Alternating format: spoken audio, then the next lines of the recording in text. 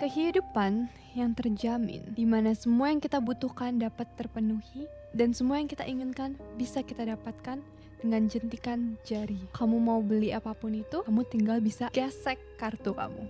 Kemudahan dalam sisi financial dan kebebasan dalam memutuskan apapun itu kamu mau tanpa harus mengkhawatirkan apakah uangnya cukup atau kurang. Ada banyak cara untuk kita meraih kekayaan. Tetapi ada satu cara yang begitu banyak menggoda orang-orang, yaitu di mana kita bisa mendapatkan harta kekayaan tanpa merasakan lelahnya bekerja dan uang terus mengalir dalam rekening dan dompet kita. Kehidupan yang sangat indah tetapi tidak bisa terbayangkan karena kedengarannya terlalu imajinatif. Banyak orang di dunia ini yang telah bekerja capek-capek, tapi bahkan kebutuhan dasar mereka tidak dapat dipenuhi. Jangankan memikirkan tentang hal-hal seperti makanan enak atau jalan-jalan, bisa tidur dengan perut yang tidak kosong saja itu sudah menjadi mimpi yang besar buat mereka. Di Indonesia yang dipenuhi oleh banyak ilmu hitam, ada satu ilmu hitam yang dapat membuat orang yang melakukannya mendapatkan kekayaan dengan cara yang instan, yaitu adalah pesugihan. Pesugihan ini dilakukan dengan menggunakan bantuan dari makhluk gaib. Di perkampungan, apabila barang kita yang mewah, yang mahal seperti perhiasan atau uang-uang hilang dan kita tidak bisa menemukan siapa pelakunya, banyak sekali hal itu akan dikaitkan dengan sosok makhluk gaib seperti tuyul, babi ngepet, dan entitas-entitas lain seperti itu. Kemudian apabila ada orang di lingkungan daerah yang tiba-tiba kaya raya, memiliki banyak harta dan bisa membeli apapun yang dia mau, tapi orang ini tidak memiliki kejelasan dari mana asal muasal uang itu bersumbernya, mereka pasti akan dikaitkan dengan ilmu hitam, melakukan praktisi pesugihan. Dari banyaknya jenis-jenis ilmu hitam, mendapatkan kekayaan dari muja ke siluman monyet, ke siluman ular, buaya putih, dan bahkan tuyul. Hari ini kita akan membahas satu yang menurut aku sesuatu yang membingungkan dan aneh, yaitu adalah babi ngepet.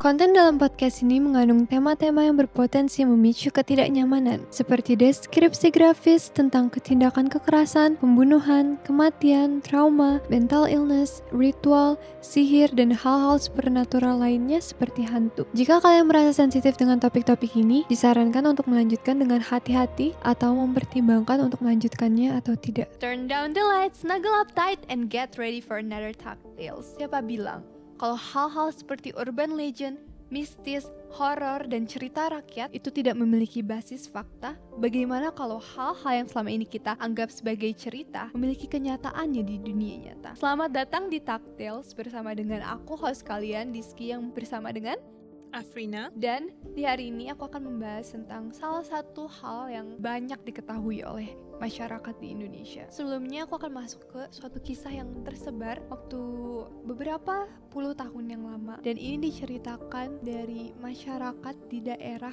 Provinsi Jawa Barat, Kabupaten Bandung Barat, Padalarang. Ketika sedang malam hari, ada seorang warga yang mendengar suara binatang. Dan ketika dia melihat keluar, dia melihat bayangan hitam itu merupakan hewan berkaki 4 yang ukurannya tuh lebih besar dari anjing. Yang dia pikir karena gelapnya malam, dia tidak bisa melihat secara jelas makhluk itu makhluk apa. Akhirnya dia hanya mengambil sapu untuk mengusir makhluk itu. Dan keesokan harinya, dia bercerita pada warga-warga lain mengenai hewan yang dia lihat di depan rumahnya. Dia khawatir kalau misalnya perkampungan mereka ini akan dimasuki oleh anjing buas yang liar yang ukurannya besar, takutnya kan ada apa-apa. Namun, orang yang dia ceritakan itu mengatakan bahwa tetangganya juga baru pagi ini menceritakan ke dia bahwa dia melihat binatang yang wujudnya persis seperti itu. Mereka itu berdebat pada saat itu. Binatang ini anjing atau bukan? Tapi ada satu orang lain yang bilang kalau misalnya aku melihat itu sendiri dengan mata kepalaku dan itu bukanlah sosok anjing, melainkan sosok babi berwarna hitam. Wait, jadi babi ngepet itu wild boar? Iya. Bukan babi yang pink? No, saat dia mendengar kata babi hitam, dia langsung kejut. Karena apa? dia seseorang yang percaya dengan hal-hal mistis, dan dia yakin bahwa hewan itu bukanlah hewan yang biasa. Karena secara logika, dia bilang kalau misalnya letak pedesaannya itu dan di daerah sekitar tidak ada orang yang melihara babi, dan juga tidak ada hutan di mana yang bisa ditempatkan oleh babi hitam. Maka dia percaya bahwa hewan itu bukanlah hewan yang sembarangan. Pada saat itu katanya warga khawatir kalau misalnya babi itu tuh bakal ngapa-ngapain di perkebunan ataupun masuk ke rumahnya. Dan itu tuh dalam waktu berminggu-minggu di pedesaan mereka. Katanya ada orang yang mencoba berkali-kali menangkap tetapi susah. Babi itu tuh kayak melesat dengan cepat gitu. Which is weird. Kenapa babi bisa punya kaki, tangan yang berlari yang bisa sampai kayak ngelebat cepat gitu. Sampai kayak orang-orang tuh lari-larian dan gak bisa menangkap dia. Dan kejadian ini selalu ditemuin oleh orang yang lagi sendirian malam-malam. Tapi ada satu hal juga yang membuat aku agak curiga. Karena orang-orang yang bilang kalau misalnya mereka melihat sosok ini adalah orang-orang yang pada saat itu di pedesaan diketahui kalau mereka tuh memiliki ilmu seperti itu. Mereka orang-orang yang either percaya atas mistis, atau mereka seseorang yang katanya punya pegangan-pegangan hal seperti itu, atau mereka adalah orang-orang yang religius, yang ngaji, ustadz, yang kayak gitu-gitu yang lihat. Setelah kabar babi ini tersebar dan orang-orang menjadi takut, di kepolisian juga dinotis kalau misalnya ada babi yang berkeliaran. Dan katanya ada orang yang melihat kalau babi ini tuh dia tuh seperti yang menangis gitu loh. Berkucuran air mata. Kayak yang memiliki perasaan seperti manusia. Wait, what's going on? Iya. Ini babi siapa? Dan berkali-kali orang-orang yang melihat itu selalu ditemui ke depan rumahnya. Seperti akan-akan si babi ini tuh datang-datang ke rumah setiap orang untuk kayak meminta tolong. Katanya juga bagi orang-orang yang melihat dari pedesaan itu, babi ini tuh bisa menengokkan kepalanya gitu ke kanan ke kiri. Padahal babi nggak Padahal bisa kan? Nah, babi itu kalau misalnya kayak mau bergerak gitu, mau ngeliat ke arah sini, udah mereka sama satu badannya gitu. Tapi dia enggak, lehernya bisa bergerak-gerak gini. Wow. Dan setiap kali ada orang yang bicara katanya nih ya, babi itu seakan-akan menatap mata dan kayak memperhatikan apa yang dibicarakan. Wow. Yeah, that's why a lot of people in the village and orang-orang yang di sekitaran pedesaan itu, yang deket sama pedesaannya, itu tuh kayak percaya kalau babi ini tuh bukan sebabi-babinya. Manusia. Kabarnya tuh meluas banget sampai bahkan di kampungnya mama aku juga mendengar cerita ini. Nah, the reason why aku bisa mendapatkan cerita ini tuh karena mama aku mendengar ceritanya, tetangganya mama aku mendapatkan ceritanya, dan aku mengumpulkannya dari kayak beberapa orang gitu. Word of mouth. Iya, word of mouth. Nah, kemudian tidak lama dari tersebarnya mistis sosok babi ini, dan kayak anehnya gini ya, yang membuat orang-orang merasa lebih aneh dan urban legendnya tersebar itu, banyak yang bilang babi ini ada, tetapi banyak juga orang yang bilang gak ada gitu. Jadi siapa yang benar gitu kan? Dan orang-orang yang bilang ada itu orang-orang yang diakuin sakti di desa itu. Dan tidak lama dari situ ada mobil mewah yang datang ke kantor kepolisian di Kabupaten Bandung Barat. Dan kayak pas ditanya, kenapa kok kesini? Dan katanya dia tuh mendengar rumor tentang adanya babi dan dia ingin meminta tolong kepolisian untuk mencari orang-orang yang mengatakan keberadaan babi itu. Karena katanya babi itu adalah milik dia. Dan kayak, and it's kind of weird, this person punya mobil yang sangat mewah. Orang-orang berpikir kan kalau misalnya babi berarti ya peternak, seorang yang pakai baju yang pedesaan atau gimana. Ini mah pakai mobil, bajunya rapi, yang kayak gitu-gitu. Katanya, jadi orang ini adalah orang yang berasal dari Purwakarta. Dia dikenal sebagai orang yang kaya raya. Sebelumnya, gak lama dari situ, dia tuh sempat membuat gencar karena dia katanya kehilangan anak perempuannya. Jadi anaknya itu hilang, dia tuh melaporin ke polisi dan mereka tuh mencari-cari secara luas gak ketemu. Katanya dia sama istrinya itu pergi ke undangan gitu kan, dan anaknya itu di rumah sendiri. Dan gak tahu kenapa anaknya tiba-tiba pas mereka pulang udah gak ada lagi, gak pulang-pulang lagi. How old is the? Like 17, 16, 15, like usia high school gitu. Nah terus ya dikabarkan juga katanya kekayaan yang dimiliki oleh keluarga ini bukanlah kekayaan yang dihasilkan secara murni, melainkan dari pesugihan babi ngepet. Nah, si anak yang perempuan itu, dia memakai jubah sihir dari bapaknya yang bisa merubah sosok bapaknya jadi babi ngepet. Jadi karena dia kayak yang gak tahu itu adalah sesuatu yang magic gitu, dia pakai dan dia nggak bisa berubah lagi menjadi manusia. Oh my god. And after like researching tentang babi ngepet, banyak sekali ilmu-ilmu yang mengatakan kalau misalnya pesugihan ini itu adalah dimana dia akan membuat persetujuan dengan siluman babi, dan nanti cara kita untuk berubah itu adalah dengan kain berwarna hitam, dan kain ini tuh bukan sekain-kain ya. Jadi kalau misalnya kita menggunakan kain itu, kita akan berubah wujud seperti werewolf gitu loh. Nah, yang tadinya manusia jadi babi ngepet. Banyak yang bilang untuk bertemu dengan siluman babi, orang-orang yang melakukan pesugihan ini datang ke gunung. Cara metode dari babi ngepet itu adalah mereka harus memiliki partner in crime. Jadi biasanya mereka tuh sepasang suami istri.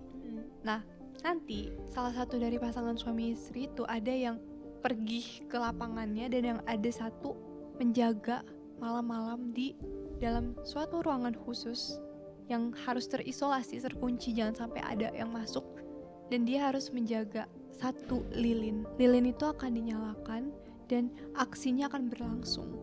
Lilin ini apinya akan mengindikasikan apabila partnernya ini ada di dalam bahaya atau tidak. Jadi lilin itu bukan selilin-lilin biasanya. Lilin ini tidak akan pernah meleleh karena itu lilin yang sakti. Terus kalau misalnya apinya tiba-tiba kayak bergoyah-goyah gitu, nanti itu berarti dia lagi ada di bahaya. Dan tugas dari yang penjaga lilin ini adalah untuk meniupkan lilinnya. Nanti si partnernya yang berubah menjadi babi ini, dia akan kayak kepanggil gitu untuk berubah lagi pulang. Tapi kenapa harus berubah? Iya, karena babi ngepet tuh punya kekuatan yang gaib, tak kasat mata. Sebagai seseorang yang ingin mencari kekayaan, kan kita misalnya kayak yang harus mencuri gitu kan. Mereka kan kayak datang-datang ke rumah orang untuk mencuri perhiasan, uang gitu-gitu. Kan susah ya. Berarti mereka harus punya kekuatan khusus yang bisa hilang tak kasat mata. Nah, kalau berubah jadi babi ngepet, itu mereka bakalan gak kelihatan kecuali sama orang-orang yang punya ilmu. Dan katanya babi ngepet juga nyurinya itu bukan yang kayak ngambil pakai tangan atau gimana, tapi kayak ngegesek-gesekin pantatnya ke dinding-dinding gitu. What? I know right? It's kind of funny. Funny and cute. Namun, hal-hal seperti ini pasti ada bayarannya kan. Dan bayaran untuk memiliki perjanjian dengan siluman babi dan mendapatkan kekayaan seperti ini, mereka nanti akan meninggalnya tidak bisa pulang ke afterlife. Mereka bakal berubah jadi babi ngepetnya itu jadi silumannya. Dan jadi kayak di alam gaib gitu. Wow, resikonya tinggi ya. Ya, bilang kalau misalnya yang kayak gini tuh suka mendapatkan tumbal. Jadi whether orang-orang di sekitarnya diambil lah rohnya, nyawanya diambil, atau enggak keturunan mereka yang meninggal. Di Indonesia ada Gunung Kawi di Jawa Timur yang dikenal sebagai salah satu tempat mistis yang sering didatangi oleh orang-orang yang ingin mendapatkan kekayaan melalui jalur supernatural. Gunung ini telah lama menjadi pusat praktik supernatural. Mereka itu biasanya punya kayak gurunya gitu kan, kuncen dan dukunnya. Ritual untuk mendapatkan pesugihan babi ngepet itu tidaklah mudah dan penuh dengan konsekuensi yang berat. Kamu tahu apa? Para pelaku pesugihan ini biasanya diminta untuk menyerahkan sesajen dan membayar mahar tertentu sebagai bentuk kesepakatan. Sebagai bagian dari proses ritualnya, orang yang ingin memiliki kemampuan berubah menjadi babi ngepet harus melalui serangkaian ujian, yang salah satunya adalah termasuk memakan kotoran dari siluman babi. That's so gross. And they would do that? I mean, maybe? Disgusting. Setelah semua syaratnya terpenuhi, justru juru kuncinya itu akan memberikan kain hitam yang dipercaya memiliki kekuatan magis yang akan merubah mereka. Nah, tapi kayak aku juga sering dengar tentang ilmu sihir lainnya gitu. Kan cuman kayak yang memenuhi syarat dengan memakan kotoran dari siluman babi. Tapi ada juga tahu yang kayak harus lakukan hubungan intim, tidur bareng sama siluman ular. Ular. Iya, siluman How ular. would they do that? Jadi kayak itu tuh kelihatannya tuh kayak oh perempuan cantik, padahal enggak, mereka tuh lagi kayak gitu sama ular.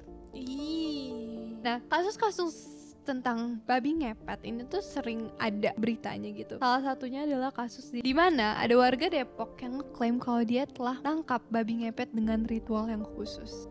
And that's it for today guys. I hope you guys enjoy and like this episode. Kalau misalnya kalian pernah mendengar cerita-cerita tentang babi ngepet, kalian bisa tulis di komentar bawah ya. Aku pengen tahu deh. Karena aku sedikit agak skeptis tentang hal ini, tapi banyak orang yang percaya babi ngepet itu ada.